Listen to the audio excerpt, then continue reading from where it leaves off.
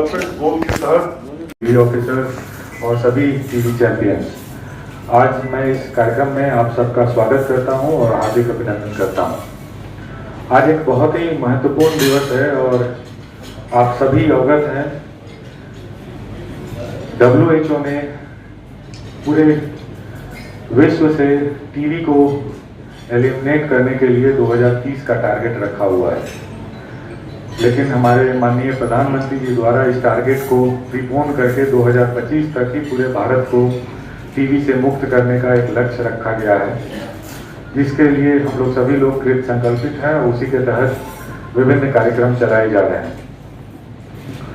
मैं आप सब लोग को अवगत कराना चाहूँगा कि विगत एक वर्ष से लगातार हम एक महामारी से जूझ रहे हैं और पूरा स्वास्थ्य विभाग माननीय मंत्री जी के नेतृत्व और कुशल मार्गदर्शन में अच्छा कार्य कर रहा है, लेकिन उसका प्रतिफल ये भी रहा है कि बहुत सारे रूटीन सर्विसेज कुछ प्रभावित हुई हैं और हम लोग के लगातार प्रयास से और सर के लगातार मार्गदर्शन से हम लोगों ने रूटीन सर्विसेज को पटरी पर लाने का कार्य किया है। उसी के क्रम में यह एक महत्वपूर्ण कार्यक्रम आज आयोजित किया गया है।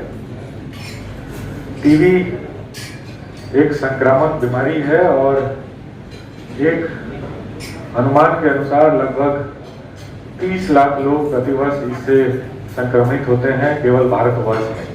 और अगर टीवी से डेथ की बात करें, वैसे डेथ जो मतलब टीवी नोटिफिकेशन के बाद हो या बिना नोटिफाई किए, लगभग 4 लाख लोगों की मृत्यु प्रतिवर्ष केवल भारत में टीवी से होती है।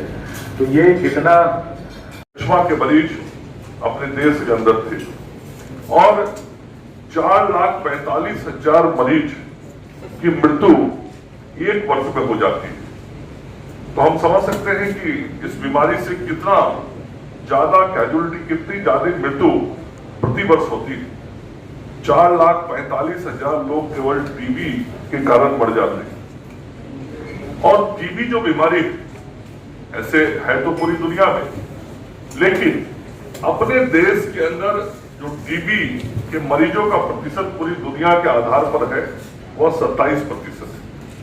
तो हम यह भी समझ सकते हैं कि पूरी दुनिया की तुलना में हमारे देश के अंदर में टीबी मरीजों की संख्या बहुत ज्यादा है और हमको हर हालत में इसको कम करना पड़ेगा। और इसमें और कठिनाई आती है जब शुरू के दिनों में बेहतर तरीके से या सही तरीके से उपचार नहीं होता है और लोग कोई दवा खाने लगते हैं और फिर धीरे धीरे वो व्यक्ति मल्टी ड्रग रेसिस्टेंट से प्रभावित हो जाता है और वो एफडीआर पेशेंट जब बन जाता है तो फिर उसको और लंबे समय तक चिकित्सा की जरूरत पड़ती है, उपचार की जरूरत पड़ती है और लंबे समय तक उसको फिर दवा खाना पड़ता है, इलाज कराना पड़ता है।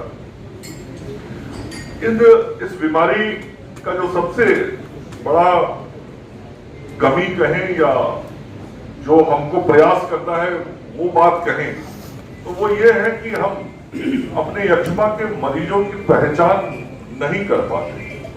यक्ष्मा के मरीजों की जितनी पहचान होनी चाहिए उनके पहचान में कहीं ना कहीं दिक्कत आती है और हम पहचान जब नहीं कर पाते हैं तो स्वाभाविक रूप से हम जिस तरीके से बेहतर उपचार करना चाहिए हम उनका उपचार नहीं कर पाते हैं। उन तक जितनी सुविधाएं पहुंचानी चाहिए वो सुविधाएं नहीं पहुंचा पाते हैं।